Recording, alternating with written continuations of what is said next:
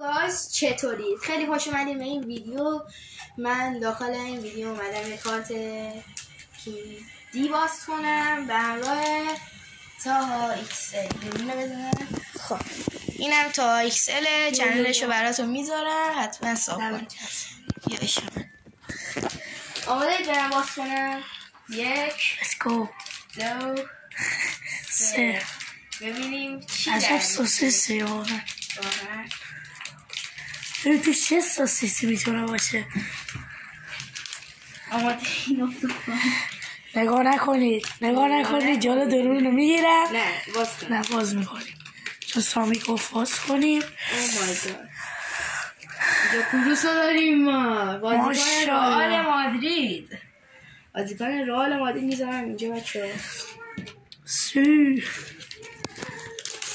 ببینیم بازیکن دوم ما چیه. اسمش خیلی سخته ولی از ببینم منم نمیدونم.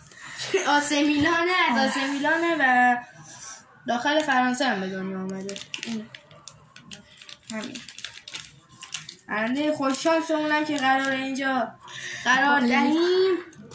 همین بازیکنمونه که اینجا قرار میدیم.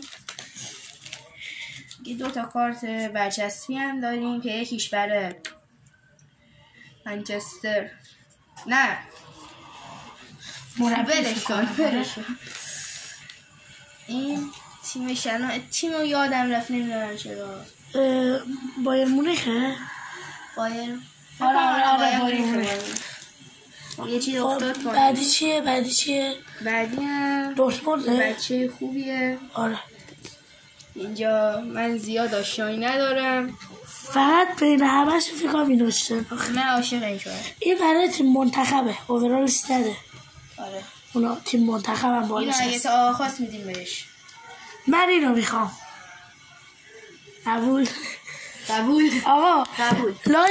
لایک ها رسید به 500 تا. نه 500 تا 50 تا 100 تا. نه آقا آره دیگه. آره 50 تا رسید به 50 تا.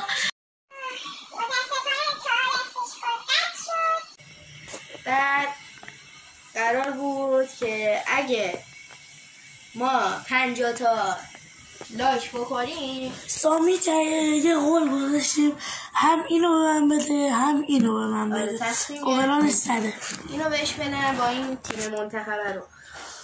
امیدوارم خوشتون اومده باشه. بعد رفقا آماده یه ویدیو توپ که نمیگم باشید. بگیرین دیگه کار ندارن. نه میذارم میدونی. باش خود دانی.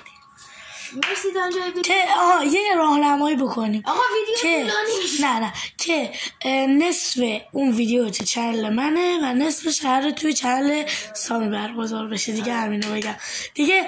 خودتون برید ویدیو کوتاه من نگاه کنید دیگه میبینید. قربون شما. گود بای.